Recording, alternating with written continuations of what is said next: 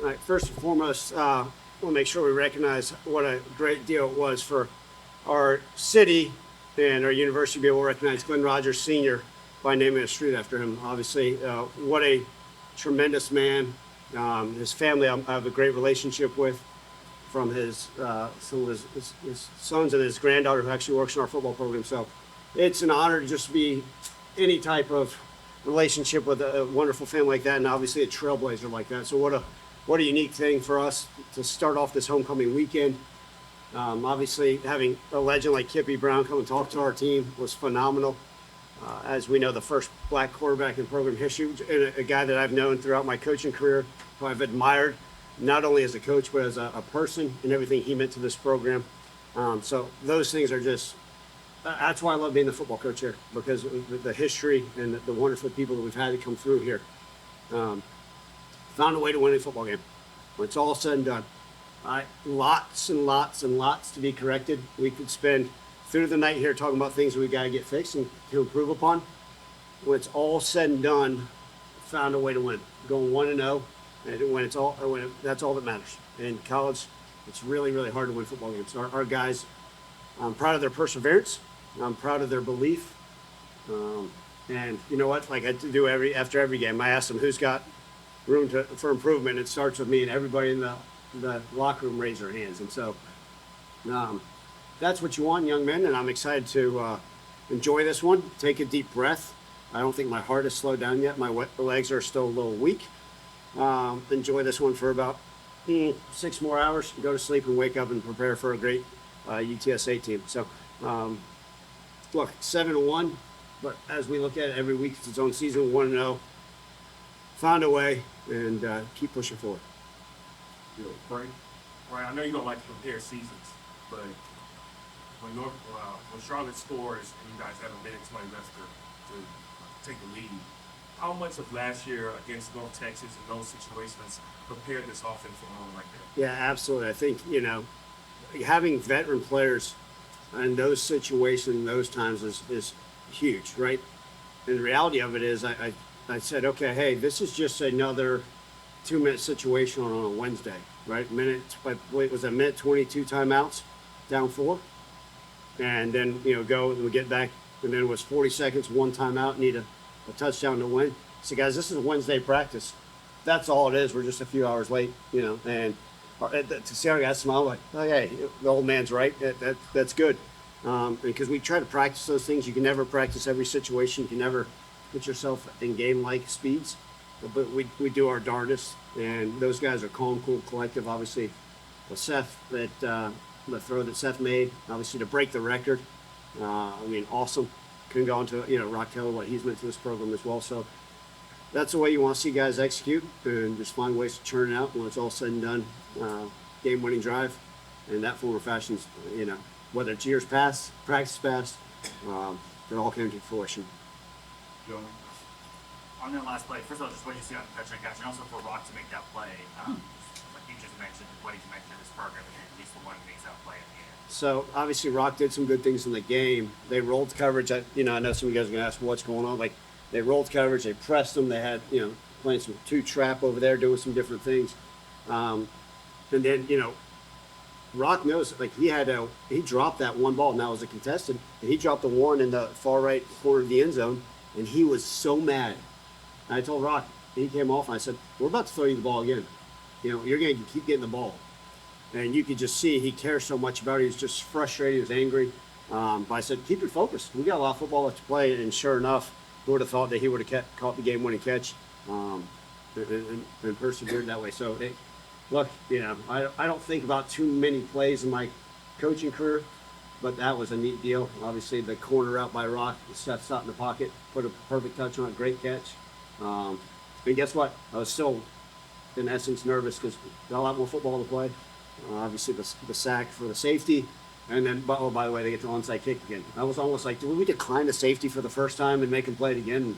But neither here nor there, found a way, and that last play, tremendous job by those two, by the offensive line, by everybody involved in it, and credit to the young men that stepped up and made that play. Terry, Hey, Coach, explain your rationale on not kicking the field goal in game time or several situations, first half and second half.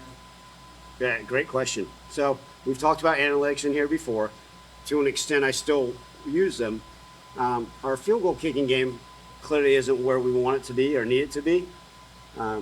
It's one of those, who's the better kicker? All those things you got to go kind of with the hot hand, and obviously Tristan made the one last week and then had the early miss. So you got to sit there and say, okay, you also don't want to crush your guys' confidence, right? Like, how do you find a way? And in general, normally pretty aggressive. Obviously, we got to be sensible in everything we do. And so that was kind of the thought process going in. Like, okay, hey, if we don't get it, the defense playing pretty well, can we get a stop and play the field position pattern? More so than I ever have playing complementary football, right? And you'll say, well, why? What does that mean? And no different, like right before the end of the third quarter, instead of lining up with, I think there's 32 seconds left on the clock and 25, let's just go to the quarter. And you may say, why? Well, if you score, then we're kicking with the wind. And so I'm doing more complementary football than I ever have. Sometimes I just want to, hey, let's go play ball. But that's not very smart. And so as the head coach, it's my job to try to put my blinders on even during a game and say, what's best for the entire team? And it's not always being aggressive and going for points. And sometimes it's, say, line up kicking the field goal. But Terry, throughout the game and in past games and in future, I got to, what's going to put us in the best position to have success? Now, it's a lot easier if you're like, hey, every 4th and 5, we're just going to kick field goals. Unfortunately, we're not there right now. But hopefully, we're going to continue. I got great faith in our guys that they're going to have great weeks of practice. And next week, if it calls for it and we need to kick field goals, we will. But in general terms, I think if you talk to any head coach, right, the analytic books told us to go for it on that 4th and 3 on the ball on the 3. I may not be sitting here right now if we hadn't and we didn't get it. So all said and done, found a way, and we'll continue to go with our gut, but also make intellectual decisions on those. Avery? Coach in the back, how did those couple of opportunities on 4th down, especially in the red zone, that didn't go your way, how did those affect the momentum of the game in your opinion? Yeah, we always tell our guys that we don't want momentum to have an effect on us, right? Like, play with emotion, but don't let emotions play with you. And I think, again, with 18 to 23-year-olds, how can you keep their focus? It's a gut punch. I mean, there's nothing worse than driving down the field and then not getting it, right? You feel whatever. Maybe it's a missed throw. Maybe it's a bad protection. Maybe it's not hitting the hole right, a combination. Maybe it's a bad play call. It's a gut punch. But the reality of it is you go to the bench, clear your mind, because guess what? You're going to have another opportunity. And so how quickly can we get our guys to refocus on the next task at hand? And that's got to be as important as anything. That way you don't go in those walls of having a bunch of not be able to be consistent with it. And the ebbs and flows of a football game, you got to get your guys to stay dialed in even after halftime. And so that's all part of it. But, I think it speaks to the maturation of our team over the last few years. And certainly this season, the guys, okay, it didn't go our way. Can't hold our head down. The game's not over. We're going to get the ball back and continue to play football. Just as a follow-up, those two big defensive plays there towards the end, the interception that got you the field goal, and then the safety by Whitlow there at the end. Can you just tell us what you saw, your perspective of those plays? Yeah, look, first off, the interception, when they went to review it, I was like, oh no, here we go again. Because I think we're 0 for like 30 on reviews. You go back to the Navy game, right? The longer the review, the more likely we're not going to win it. But it was a fantastic job. In fact, DJ Bell swiped his arm in there to knock the ball loose, and the receiver was kind of looking for the ball, and then he did a fantastic job boxing him out and kept playing for it. And DJ will be the first to say, like, he didn't play his best game, right? He stepped up for an injured player, and was all said and done, made a humongous play when it mattered most. And then that safety at the end, just finding a way. We know how talented that young quarterback is for Charlotte, and the grittiness that the entire team played with there. But we found a way to get home, and I think a handful of guys were able to get in the backfield. I was just sitting there saying, please get home, because if not, we're going to have some man coverages, and that may be answering some different questions. But Whitlow got home, and tremendous play on a safety and a sack. That's what you want, and then to recover the onside kick, those are ever just as important as any other play throughout the game. Frank? Ryan, how big was Waterford in that drive that Anderson went out? And then number 2, I know Brandon Thomas and Kobe Minor, you have the other one. Yeah, so first off, Makari, I mentioned on the radio a few minutes ago, like, you always say, hey, do you expect this freshman to play? Coming out of training camp, Makari Bodiford is, I think, 6th on the depth chart. I mean, he was down with scout team, not getting a single rep, but a young man that hey, this guy, right, can be a good young running back. I mean, I always joke around with him, even in the locker. I said, this 17-year-old that just ran for 77 yards, it's phenomenal. He runs hard. He runs with great power level. He'll be the first to tell you if he picked up his legs, he would have had over a 100-yard game. But that's what you want. You want guys that are believe in what we do, right? For the first couple weeks of the season, I mean, he's literally down there giving a scout team look, right? And then things occurred during the season. So does that mean he stayed dialed in with what we're doing offensively? Did he continue to learn the playbook? Did he take coaching? And that's what you want for all your guys because it's a long season. And so I'm so proud of a young man like that to stay the course. Hey, oh, your number's called. The shoelaces are broken. Let's go. Get in there. And he stepped up. Obviously, you had to give him a carry last game, too. We'll see. And a lot depends on the health of those other guys. Hopefully, Brandon Thomas can go next week. I don't know that. I don't have that answer today. I think he tried to go and wasn't capable. And then same with Kobe Meyer. So we'd love to get both of them back. They're both tremendous football players. But if we got to ask on others to step up, I mean, guys, it's a long season. There's going to be somebody else that we're going to be talking about. You're like, who was that guy? You never even talked about him. Because hopefully they had the wherewithal to stay locked in and make plays when they came. And that's what we want our freshmen to do. And that's why we talk about development here at the University of Memphis. John. So, Coach, just one of those games where it was kind of dead in the middle and exciting times. How do you work with the guys to kind of keep that even keel of never too high, never too low, and just keep fighting? Exciting for who? Yeah. I think that's part of it and kind of goes back to the question of like the ebbs and flows of a football game and just staying so focused. Clearly, right, first drive, 3 and out, which is unusual for us.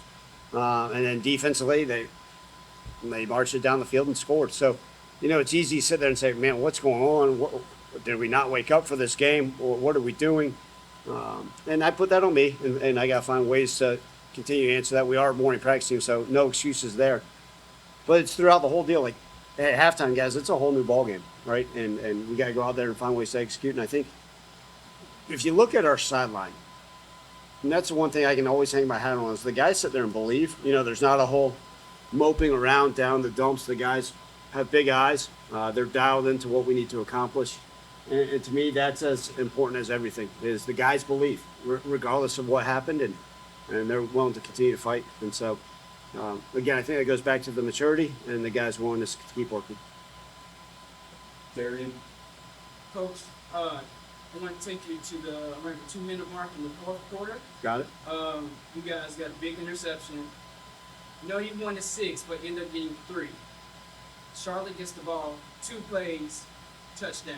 What's going through your mind, and how are you getting your team ready for this next drive comes up? So I immediately, even before that, right, I told our coaches, I said, hey, get with the offense guys, be ready for a 2-minute situation. I don't know what it's going to look like, but tell them Wednesday practice is coming. And so it kind of puts in the players' mind, okay. And when they scored on that second play, I think I threw up in my mouth. I was pretty disgusted. So let's call it what it is. Quite frustrated.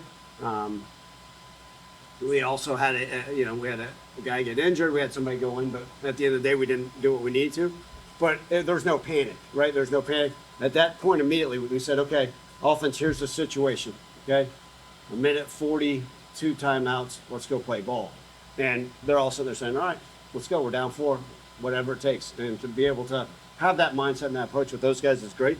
The guys keep me calm because there's times when I got steam wanting to come out of me here, and I look over at the guys, they're smiling like, all right, we got you, old man. Let's keep playing ball. And that's what I love about this group. And offensively, the guys believe. And I even told the defense, said, hey, you may have to go back out there.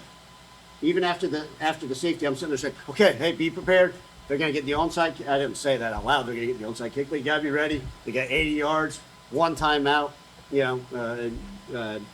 16 seconds left on the clock. So I think that's making sure our guys are always prepared and putting them in the mind frame or whatever the situation may call when they have to go back out on the field. Final question, John. In the second half, being the quarterback switch to Purdy, obviously that was different. Like, what challenges did he kind of present, and what made him like so obviously it's refreshing to Yeah, he is. I can talk about opposing players. He's a stud. I mean, he is a dynamic player. Like, I was hoping he wouldn't play because I watched his 2 previous games where he has lit people up. He's big, he's smart, he's powerful, he's strong. I mean, and clearly, I mean, everybody sat there and said, "Well, who is this kid?" And certainly very, very dynamic, and made some great throws. And he's a guy I think you watch what he did to East Carolina. I mean, he diced them up, and so I think they've got a bright future in that quarterback. But we got to be prepared. They'd started 3 different quarterbacks. They played 7 different running backs. I think that's a challenge in college football is being ready for as many people as we can.